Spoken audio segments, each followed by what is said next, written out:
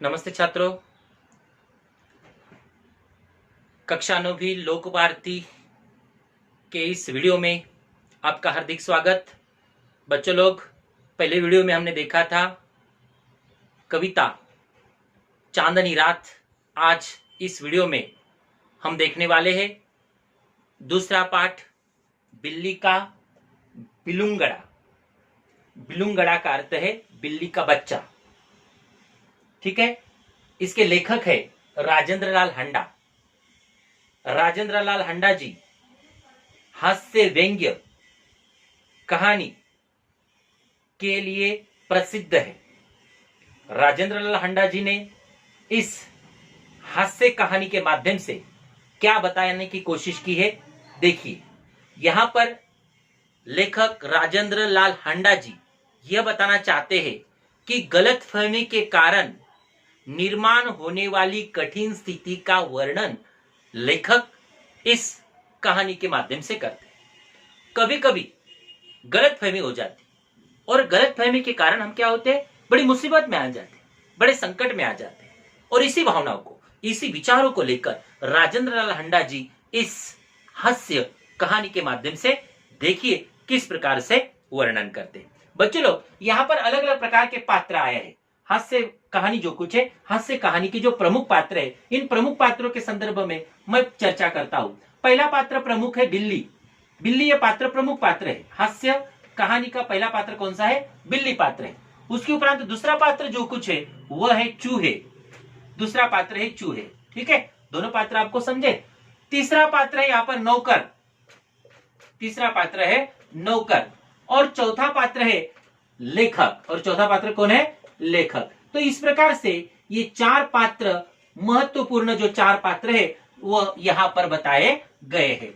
हाँ, इसके अलावा भी अन्य पात्र है। थानेदार है, दारोगा जी है, पड़ोस वाले है, इस प्रकार से लोग हैं वहां पर। ठीक है, तो देखिए एक चारों पात्रों की एक एक करके हम जानकारी लेते हैं। देखिए ये नौकर जो कुछ है, नौकर, ये नौकर लेखक के घर का नौकर है और इस नौकर का नाम है अमरू। नौकर का नाम क्या है? अमरू। ये अमरू बड़ा अल्पभाषी है। कैसा है? अल्पभाषी। अल्पभाषी अर्थात कम बोलने वाला। बहुत ज्यादा वाचालता नहीं है उसमें, बहुत ज्यादा बोलता नहीं है, बहुत कम बोलता है।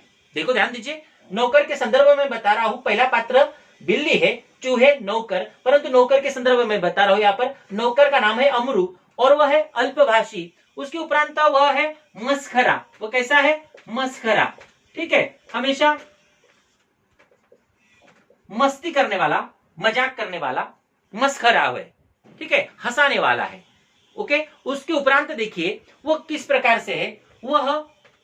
वह जो कुछ है रोटी और चौका करने का काम करता है। रोटी और क्या करता है? चौका करता है। ठीक है, और एक अच्छे घर का नौकर है। कैसा है वह? अच्छे घर का नौकर है। ध्यान दीजिए बच्चों लोग, मैंने यहाँ पर चार मुद्दे आपको बताए हैं।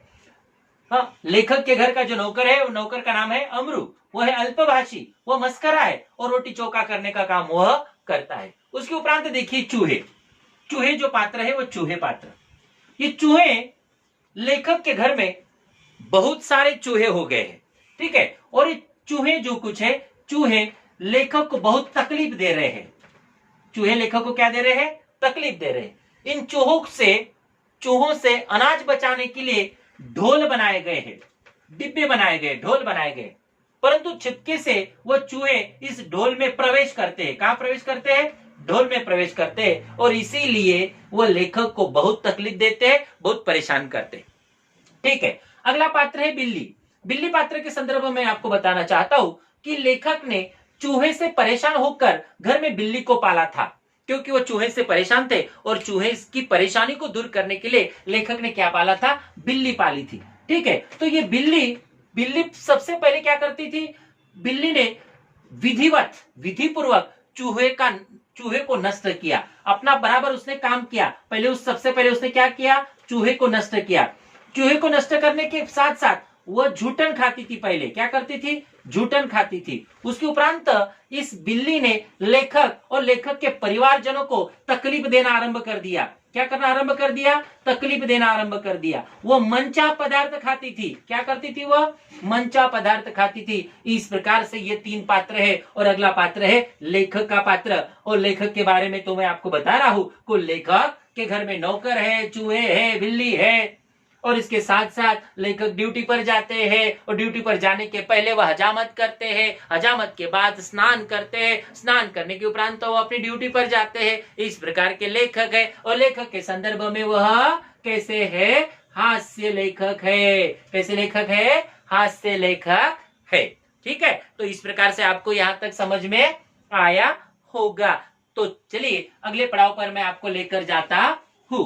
देखिए, लेखक इस यहाँ पर चूहों से बहुत परेशान हो गए हैं।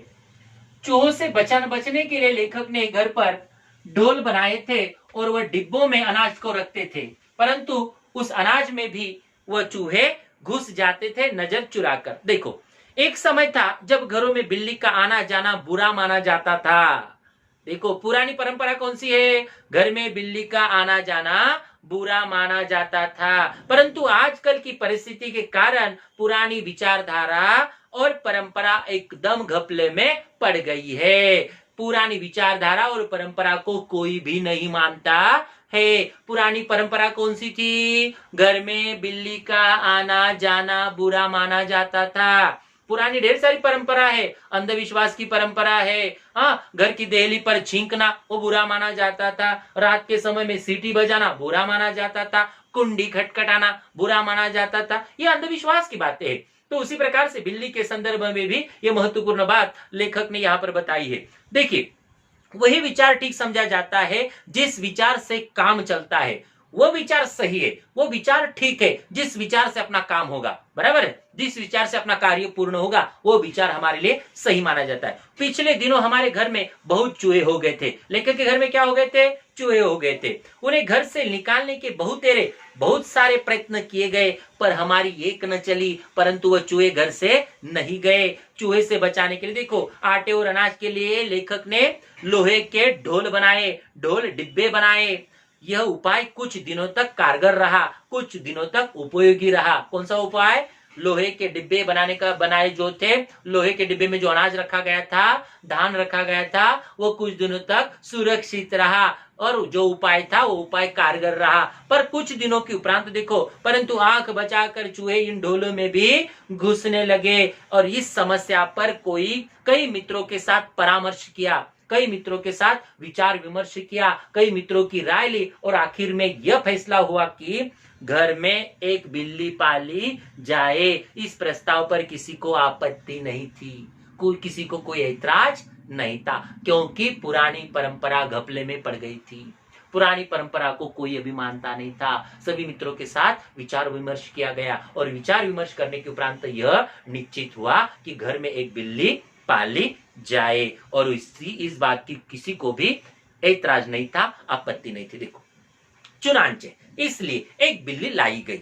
क्या लाई गई, एक बिल्ली लाई गई। आप उसकी खूब खातिर होने लगी, उसका खूब आदर सम्मान होने लगा, क्योंकि घर पर बिल्ली आई थी। देखो, कभी बच्चे बिल्ली को दूध पिलाते, कभी रोटी खिलाते। बच्चे क्या करते, दूध पिलाते, और क्या करते, रोटी खिलाते।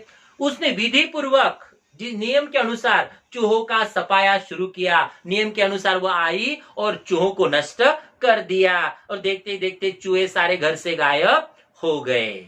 ठीक है, देखो, सब लोग बड़े खुश थे क्योंकि घर से चूहे चले गए थे। और दूसरा कारण यह था कि ये बिल्ली तो केवल झूठन खाती थी।